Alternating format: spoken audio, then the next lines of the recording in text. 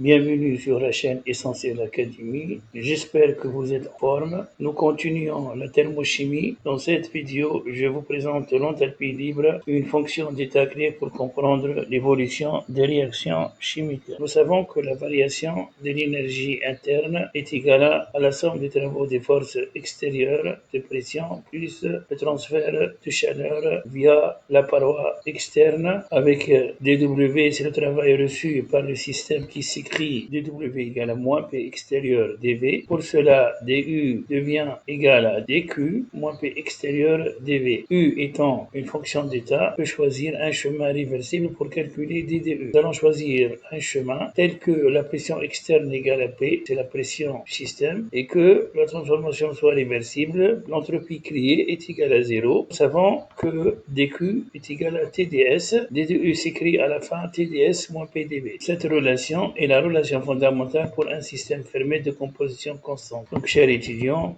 ne pas oublier cette relation importée U égale à TdS moins PdV. On va introduire maintenant la fonction enthalpie libre G. Alors, comme définition, on définit une nouvelle fonction d'état, l'enthalpie libre ou énergie de Gibbs, qui rencontre les deux principes de la thermodynamique. C'est une grandeur extensive, et l'unité est le joule. La définition de l'enthalpie libre G est égale à H moins TS. Avec H, c'est U plus PV. C'est une fonction que vous avez étudiée en MPSI ou bien en PCSI. Si on différencie D2G, ça sera égal à D2H moins TdS moins SDT. Il reste à différencier D2H. Pour cela, D2H est égal à D2U plus PDV plus VDP. Et D2U est égal à TdS moins PDV. En combinant ces deux équations, on trouve D2G égal à VDP moins SDT. G est la fonction d'état du choix quand une transformation se déroule à pression et température constante. On peut vous demander de montrer que le volume V est égal à dG sur dP et que l'entropie S c'est moins dG sur dt. Eh bien, il suffit de démarrer de cette équation d2G égale à VDP moins SDT et vous voyez que si on dérive partiellement d2G par rapport à d2P à température constante, ce terme devient égal à 0 et donc V égale à dG sur dP et par la suite